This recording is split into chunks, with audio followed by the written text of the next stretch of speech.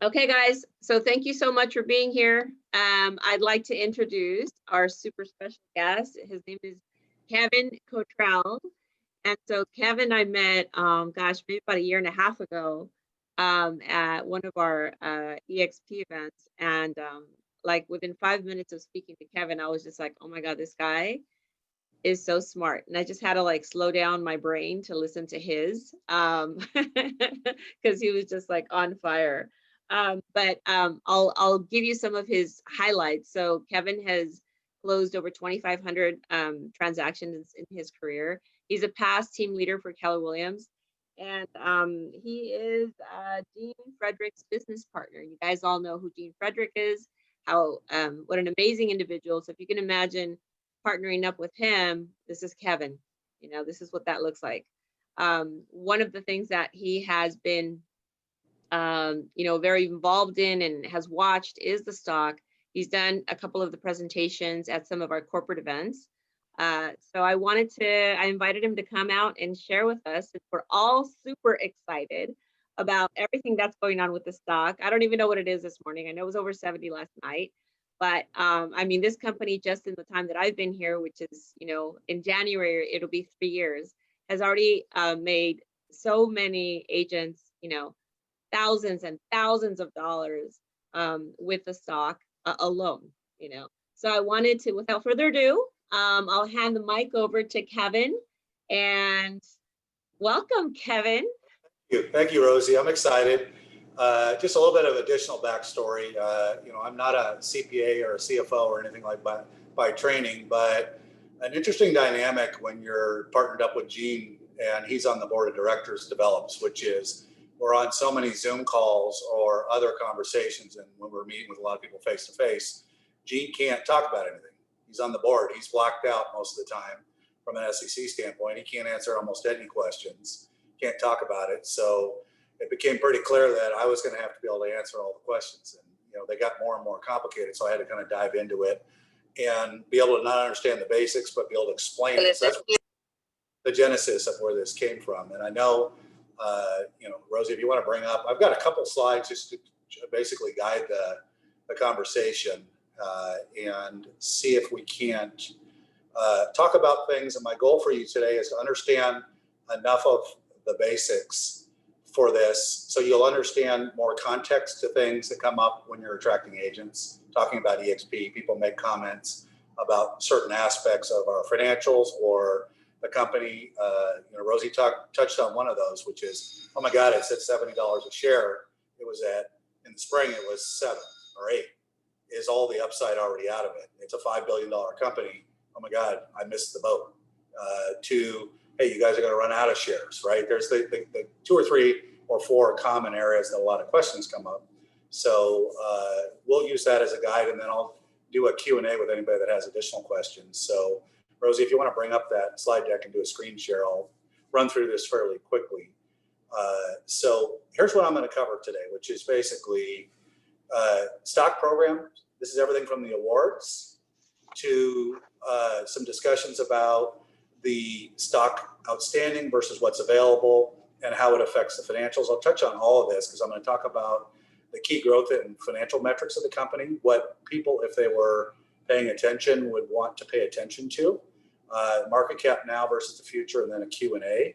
So let's jump to the next slide, Rosie, when you get a chance, and then let's get into some of these key stock pieces. So as you guys know, there's equity awards. The Icon Stock Award is the big one, and then purchases. So these shares come out of the allocated shares for the company.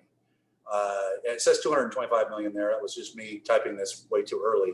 And it's actually 220 million shares. The other 5 million is what has been repurchased by the company since they announced their repurchase program. So you'll see on some of the public-facing financials, they list 220 million. We'll just call it 220 million, just to not confuse people if you're wondering why my number differs. Why that's important is if you look at price per share or any other aspects or the objection for, hey, you guys are giving all these shares and awards, you're giving Icon Stock Awards, people can purchase with 5% of their gross commission. You guys are going to run out of shares. So if you look at it, I don't have the numbers here, but I'm going to go through them with you. we're at about 70 million shares that have been committed. And this is basically the 2020 number. And there's out of that 72 million shares, you've got just under 70 million that are actually in people's hands. There's always a little bit of a gap, as you know, you don't get the shares right away for some of the purchases like the monthly equity, monthly purchases of your GCI. So somebody would ask, okay, well, how many are committed total versus what it was a year ago? So you can see where we can start to project how long is this going to go before we run out of shares. So a year ago, the number was 66.2 million. That number jumped to 72. And the number was 65 million that are actually in agents' hands versus the 69.9. So it went up by a little over 4 million. So we've got, we'll call it just under or right around 70 million in shares. So why is it not equal numbers? Well, that again has to do with the repurchase program I mentioned, the difference between the 220 million out versus 225. The company was, for a long period of time, especially when the shares were about, $7, $8, $11 a share, we're repurchasing massive amounts of shares for the company. So if you assume that we're going to go up by 4 or 5 million a year, and maybe that number will start to creep up, it will be, for those of you pulling your calculator out, way more than a decade or longer before we would run out of the authorized shares. So let's talk about what this means. It means we have ample shares for the company. We're not going to run out.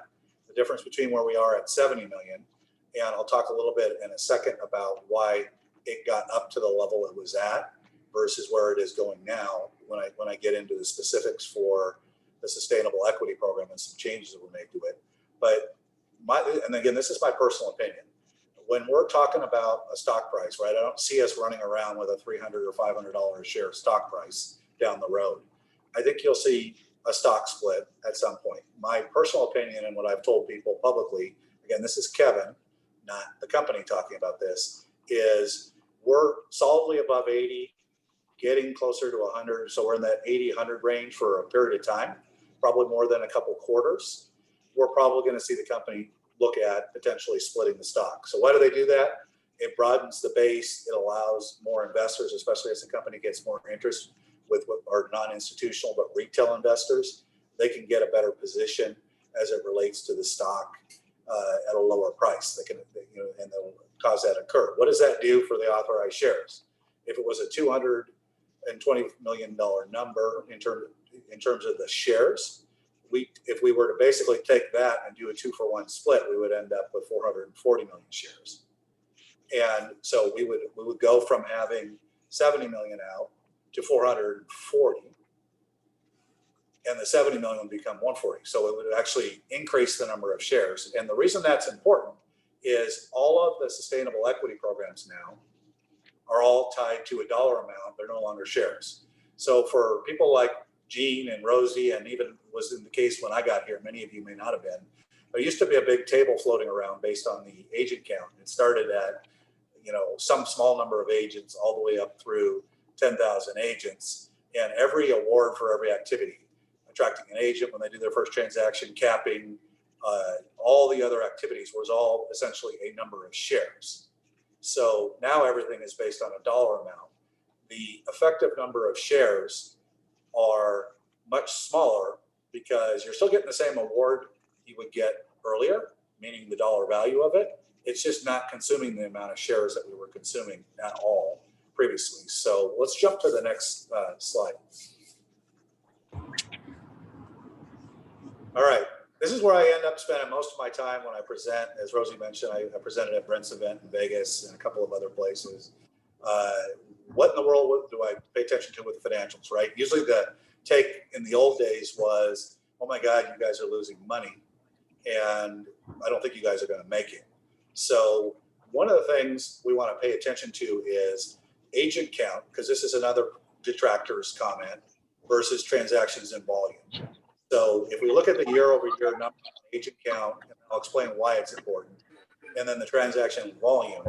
So the number that was just released with 40,000 agents is a year-over-year increase in the agent count of 60%. So we want to keep that as a metric, because lots of businesses like franchises will add in 70,000 agents and then they net like 5,000 or 7,000 agents, right? So you can't just pay attention to agent count. You want to look at what are the agents producers or not. And one of the easiest ways to explain to somebody who makes the detractors comment of, well, EXP is just a body shop, they're adding agents, it's all about recruiting. Are you guys really doing what you say you're doing on the transaction or the volume side? Well, in the case matched up against the 60%, the volume number was up 100%, right? If you look at it, the Q3 number, which is the last one that was released, was up exactly 100%. These are the competitors. The competitors who are in the marketplace, who are typically, just give you some relative numbers, are typically plus or minus 1 to 3%, right? They're either losing and kind of treading water, or they're up by about 3%. Nobody is up 100%. We've seen some companies grow quite a bit. You know, this would be like Compass or others, Berkshire Hathaway. They're actually buying people. So nobody has actually grown agent count by 60% and then added 100%. And if you look at it, the transaction numbers up 100%, the volume's up 112%, right? So what does that mean? Why this is important is while we're growing at unheard of and unprecedented rate for agent count, the agents we're bringing in are getting better and better, both because of the platform, the technology, the training, the collaboration, and also the talent level we're getting. We're getting better and better agents. And the agents we get in, regardless of where they come, are doing a proportionally higher amount of transaction and sales volume because that's growing even faster than the agent count. So what does this mean for company dollar? This is the key metric you want to pay attention to. It drives everything in the company because if they manage the expenses well, the company dollar is what comes in and they're able to actually pay things like revenue share out of to be able to generate a profit. So when you look at the company dollar number, that is a key metric, and that number has gone up commensurately with everything else. No other brokerage competitor, whether it's one of the Realogy brands or their consolidated number, or even the larger franchises, are generating the growth that they are that drops to the company dollar bottom line. Again, typically it's plus or minus 1 to 3% one way or the other, right? And they only incrementally make changes. And so in our case, as I mentioned, the transaction and the volume numbers exceed the agent count. And again, from a financial standpoint, one of the questions comes up, and the question is, how does this affect the company beyond the fact that I see you guys are adding agents? I talked a minute ago about what it means from the standpoint of the transactions and volume. All of that, if the company like it is effectively managing all the expenses, that is everything from revenue share, which is an expense for the company, to all other expenses, will cause the margins to increase. And that is the primary driver. In other words, the skyrocketing company dollar with transactions and volume exceeding the agent count growth are causing the margins to increase against a well-managed expenses. So it's kind of like if you were a real estate team, you're able to rapidly bring up the size of your team. And instead of wondering whether you're ahead or not, your volumes from transaction side and overall sales volume are increasing even faster. And if you don't blow out your expenses, you're making a lot more money. So what are the things that we have to manage, and what are other things that get better? Agent churn or turnover. We've been doing a great job. Rosie certainly probably remembers if you looked at onboarding and where we were 3.5 years ago, right? Although I've been with the company for 3 years, I had about 8 months where I was working with Gene before I sold another business that was not a real estate brokerage, but another business. And once I did that, I was able to actually come and get active with EXP. And I remember onboarding and all the rest of it. And it was resulting in a lot of churn, the other operational issues. Those have all fallen by the wayside. And although every brokerage is going to have churn and turnover, if you look at our numbers, we wouldn't be growing 60% if we were turning over agents. The largest franchise puts in 70,000 agents. And I just looked at the number. They're at about 70,000 agents gross in. And their current year-to-date number through November was 5,600 agents net. That's a massive amount of churn. EXP does not have anything close to that. Otherwise, you wouldn't see the agent count number increasing. Again, they're doing one of those things where there's a ton of activity going on for very little growth. And that's why also you remember my sort of cascade of activity, if you're not really growing agent count and you don't have agents doing production, you're not going to have an increase in company dollar. You're not going to have increasing profit margins. So we're leveraging our tech, our base, our collaborative environment. So the big ones that you want to pay attention to. So if you look at this, and I'll tie this into market cap and some other things in another slide here in a minute, is at the end of the day, after revenue share is paid, after all the accounting things occur, you are then left over with your cash flow from operations.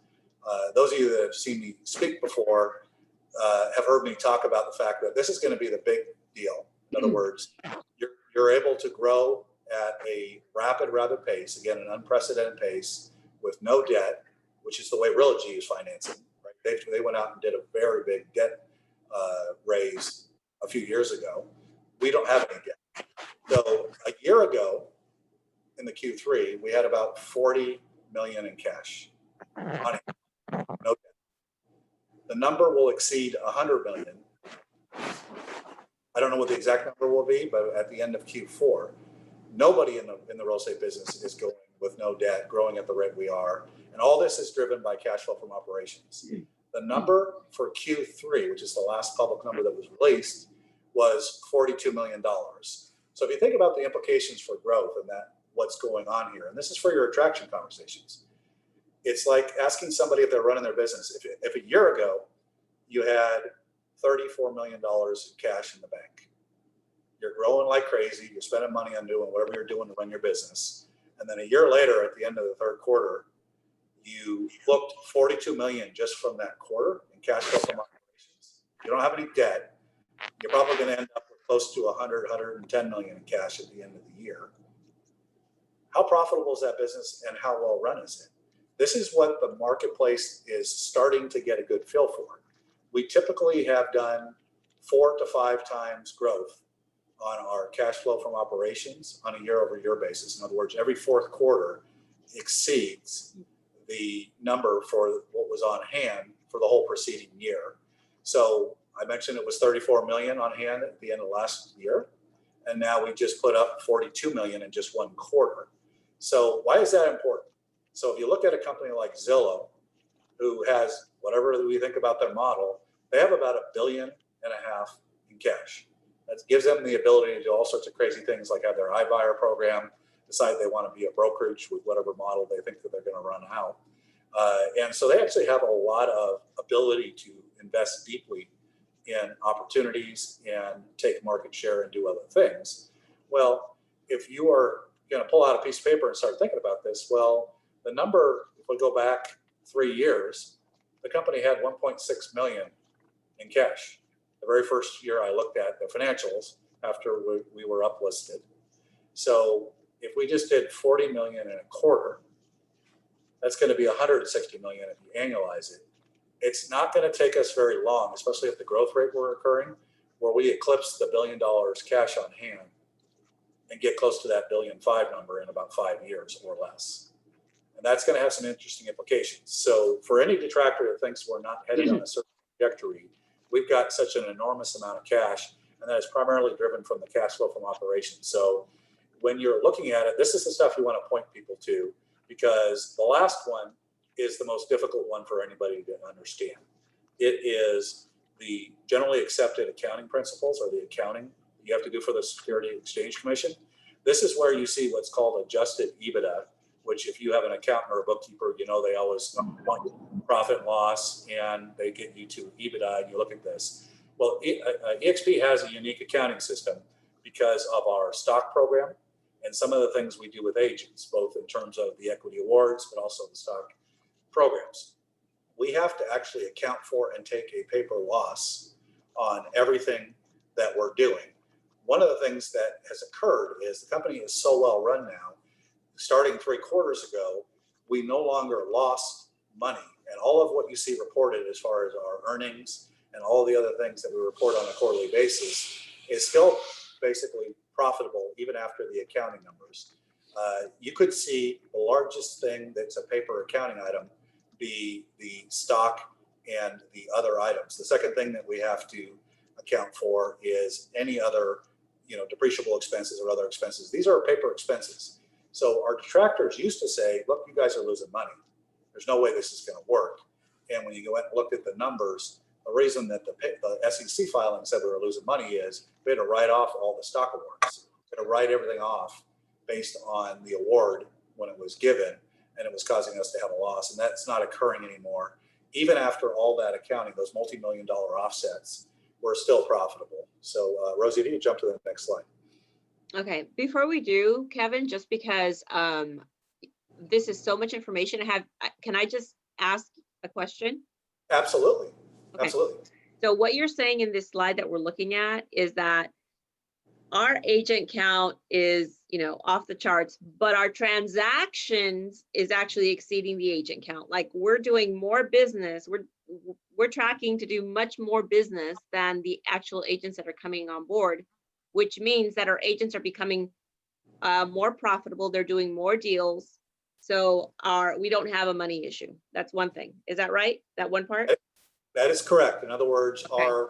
our transaction volume and sales volume, we report both numbers, are growing at faster rates than the growth of the agent count. Okay, and then another little highlight here is that we're keeping our agents essentially. Like our turnover is very low in comparison to, the other players in the field. Is that right? Yes. Okay, awesome. And our debt's going down and we've got money. Like even with all the expansion, all the countries that we're doing, with all of the growth that we're having and the need to support our operations, we are still profitable. We are still growing. And we're from last year to this year, we grew about 10 million or so, right? Cash on hand. In terms of cash, no, we had 34 million and we're going to end up at 100 million. Oh, I'm sorry, 100.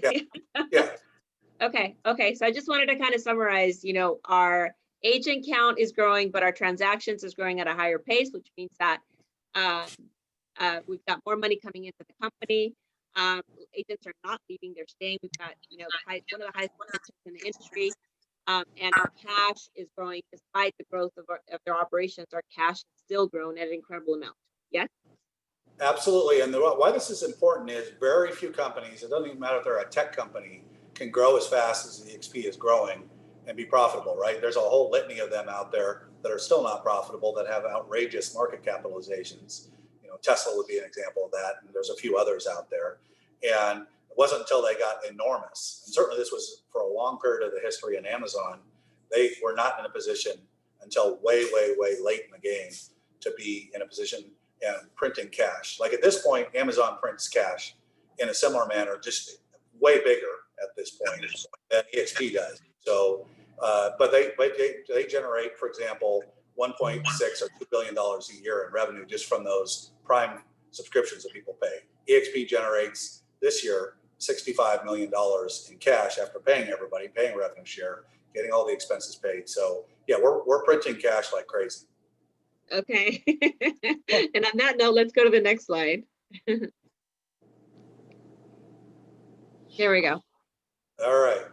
So the earnings of the company and the growth rate and perceptions in the marketplace are going to be the big drivers for what the market capitalization is for the company. The biggest challenge that EXP's always had is we're not a model that's ever been rolled out for a brokerage, and everybody else tries to compare us to the Realogies, the Remaxes, and the others that are out there. And it's just not the same model. They didn't grow like this. There's never been anything like this. So for a long time, nobody could figure out, is this just a current early stage where all the numbers look great because everything's so small, or is this going to continue? So a lot of projections are made about where things are going. And so I'm going to talk a little bit about market cap and earnings and growth as it relates to where we are and because the most common question I'm getting now is, why is the stock at $40? Why is the stock at 50? Why is the stock at 70? Right? And what's driving that? Well, people are getting the message in Wall Street and around the world that you have a rapidly increasing cash on hand. They're able to actually grow and continue to grow without compromising the margins, which are going to be the profit for the earnings per share. And then the growth that we've demonstrated with Michael and the global team just in the last 6 months is also unprecedented. So now they're looking at us as more of a global player, not just a local brokerage, right? The numbers of the largest franchise that I keep referring to are not public, although they're pretty well publicized. I mean, I get them and other people are aware of them. The fact that EXP is going to add many multiples of the net number to our model speaks volumes of the fact that, if you've got 800 recruiters in all of your franchise locations, and EXP with our model adds, 3 or 4 times or more of the agents on a net basis, it says a lot about the model and the sustainability and the growth. So a big part of it is now our stock is being pushed up by the perception of growth, right? They don't even know what our numbers are globally yet, right? If you look at everything from South Africa to Mexico to everywhere else. But as we start releasing those numbers, people are making the bet that, well, if it works in North America, it's going to work in this global marketplace. And there is a lot of market share to take. And as you've seen, we've had a good bump in most cases, unless the NASDAQ or other larger issues were pushing everybody down, where the company keeps getting incremental increases in the market capitalization or value of the company. And this is driven by the earnings and the growth and the perception of big blocks of additional growth coming as we expand into entire countries outside of North America. And we're doing a great job as a company of managing the expenses. We're showing that we can run on our platform and we can add a massive amount of agents without blowing out the expenses. That's usually the problem for high growth companies, is they're growing like crazy and they keep having an excuse every quarter for why they're never profitable, because you know what, we'll worry about getting profitable after we get to a certain level and we start to level off a little bit. We just got to add all these bodies and people. EXP doesn't have to do that. So the earnings per share and the growth rate for the future, the global expansion. So here's the big stuff. And this is, again, Kevin's opinion of what's going to continue to drive it. It's the global expansion. It's the continued expansion in North America. I think that everybody's already paying attention, but when we eclipse through 100,000 agents, in my opinion, it will happen by December 31st next year. That's going to be sort of the tipping point. I'm listening to the call. Probably at least 10 more additional international markets. And we're going to be at the point where we can really do interesting things from an affiliate and a business standpoint. My personal opinion is everything we've done to date has been experimental. It's been appropriate for the size of the business, but you're going to start seeing major affiliate and new business launches. You may see some acquisitions. They're going to be interesting things. I mean, you look at the affiliate income and the other things that will go to the bottom line. It is something that's going to be way more interesting than if you look at it from the standpoint of the opportunities for the company to actually go through massive growth and add a lot of income. You know, the big players, if you look at how they actually make their money, whether they're a franchise or a brokerage like the Berkshire Hathaway organization, because they're franchised in some cases and corporate owned in others, they make a tremendous amount of money from mortgage and affiliate services. And I think that my opinion is you're going to see EXP get into that. And then also from an acquisition standpoint, there'd be no reason to not think that the holding company wouldn't look at acquiring the opportunity, because they have enough cash and they have enough cash that they're printing, if you will, on a quarterly basis to go start looking at interesting things. And also, if you look at the market capitalization of the company, we've got a pretty marketable commodity, which is our stock. Okay. So Rosie, I don't know what other questions, if you want to open it up to a bigger thing about it. Some things that I get questions about are related to very specific things that are probably not of interest to anybody else. I can tell you that the one thing that is not on the slides that I just ran through quickly is there's sometimes a comment from people that, oh, you know what, this revenue share that you're doing, it's going to blow out the numbers. It's not going to work. Since day one of having revenue share and with the sustainable changes that we've done, the company has gotten to the point where the model is don't pay out more than 50% of company dollar in revenue share. And they, especially with our rapid growth, both in agents and in the production and everything else, don't have an issue with that, right? You can look at the financials, and if you go through and dissect them, you can see that we're going the opposite way, right? The margins are improving. We're growing so much faster. We're getting great agents on board, and the company is continuing to expand, including paying out revenue share under the model and they're able to do that without compromising the exceeding 50%. So just to summarize this sheet, Kevin, what I took away from this is that we're doing an excellent job of managing our financials, our expenses. Also, that one of the things that is helping us, or that they've started to realize, is that we're not just a small brokerage in the U.S.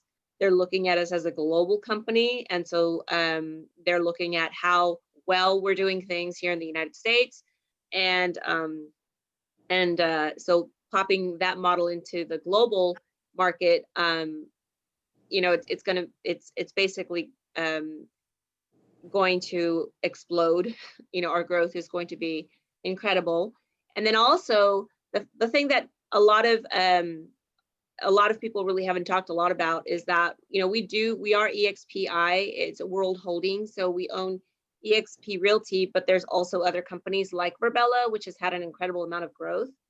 And along with that, there's other businesses and affiliations and acquisitions that are coming that are going to also increase the value of our company. Is that correct?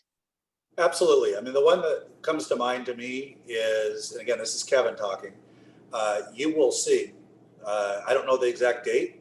It's kind of like you hear people on these radio talk shows. It's like, I'm not very good at the deadlines and the dates, but you will see EXPI through EXP Realty roll out a consumer-facing portal when it basically intersects with the right timing based on agent count, based on market share in the marketplaces. And when that happens, that's going to be an absolute game changer, right? You look at some of the acquisitions of technology, right? We just closed the one that has to do with the MLS connections and the IDX feeds and all the rest of it.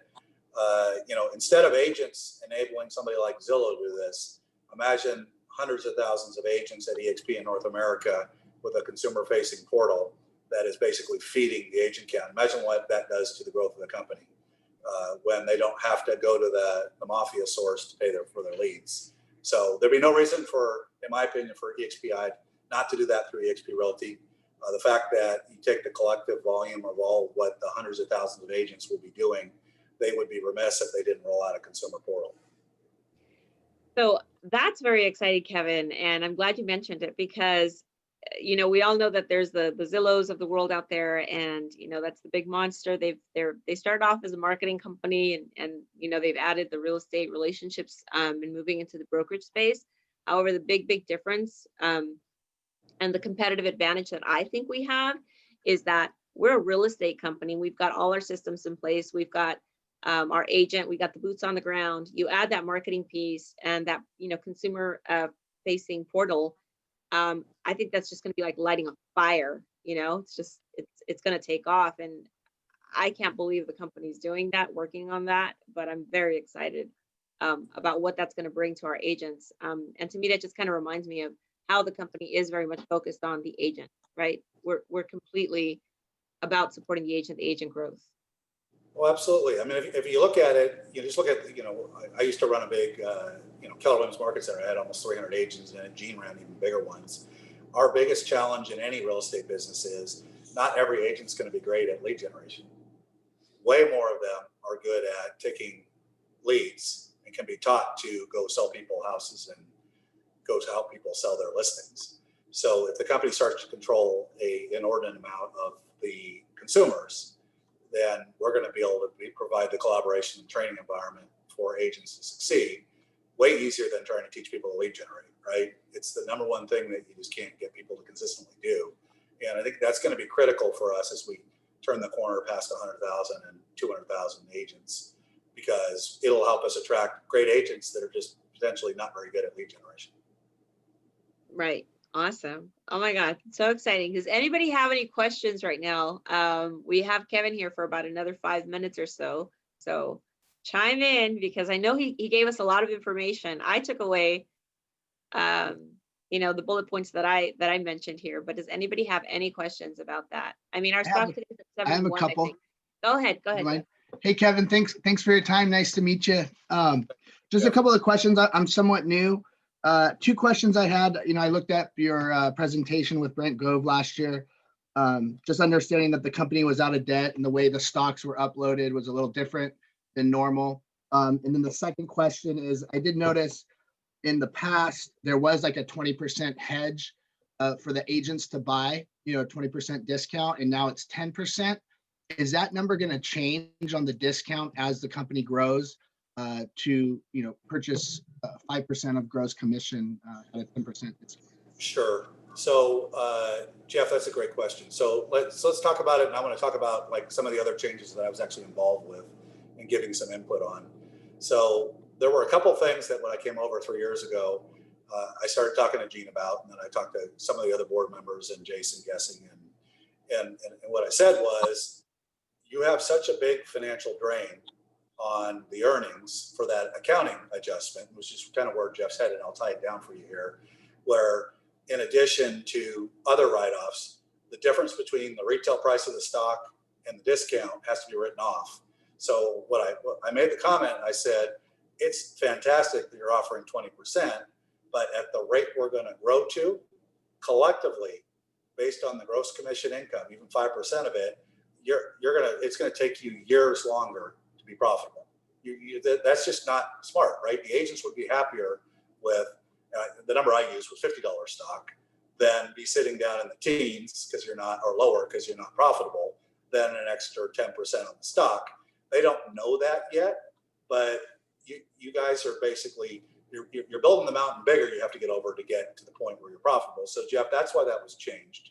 That just doubling the number and giving you an idea of orders of magnitude. It might have been a $4 million write-off instead of a $2 million write-off on earnings. It's a big number. It's one of the largest numbers in what we do, in addition to some of the other things that have to be written off. So that's why that was changed. The numbers are working. We're profitable. I wouldn't anticipate the company wanting to do anything with that. They did a tremendous amount of modeling that I was not involved with. Those are the MBAs that they brought in, like RJ and other people that work for Jeff in the CFO office. But they did the right modeling to understand as we got really, really big, how to not have to do it, because I was a big proponent, along with Gene, of one and done, get it right. You got to rip the Band-Aid off, fix it. It was a great idea, but there was nobody here to basically go, hey, by the way, there's no way you're going to ever be profitable. Look what the SEC, because we weren't on NASDAQ then, right? They were not filing earnings the way they were doing at the time. And then once they did the accounting, it was really clear to me. And I sat down with Gene and the others. I'm like, okay, you guys are going to create a really big mountain here you're never going to get over.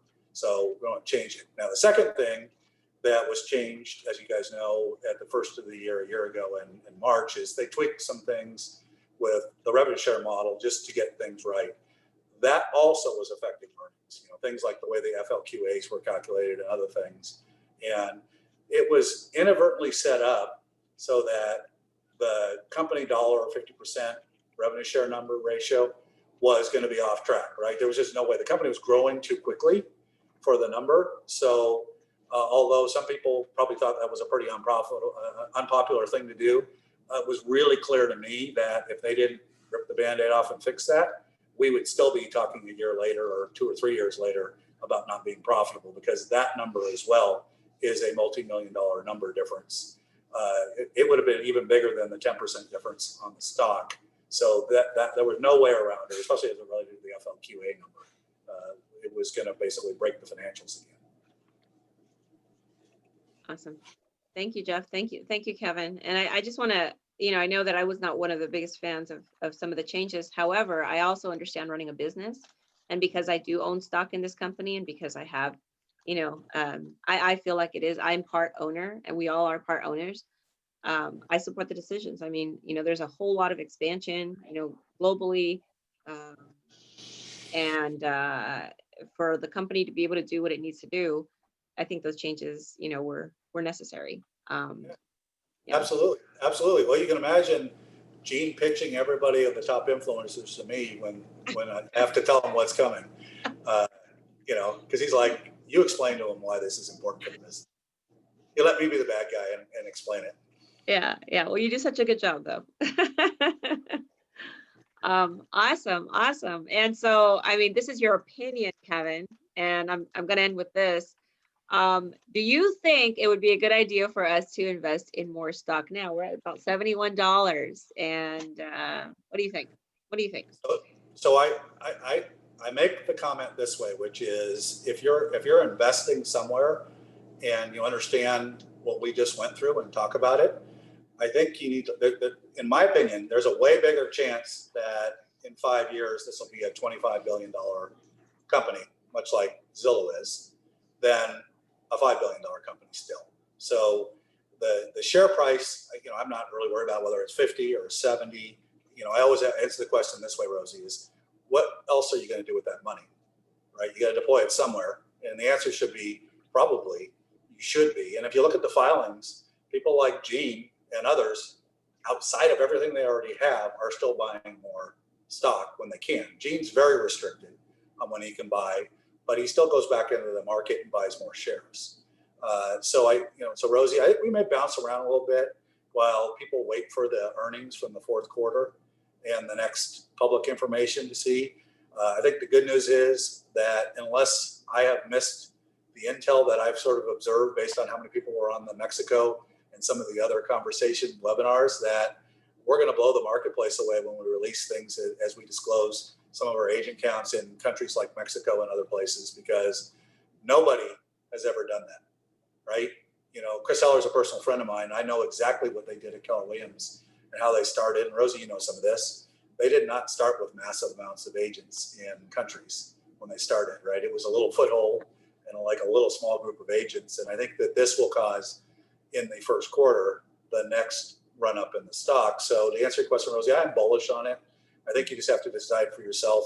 Now I'm going to come up with one big caveat, what you want to do. I don't think there's a world where that's the only thing you should own. I think that obviously we know lots about real estate. You should have some real estate in addition to what you're doing.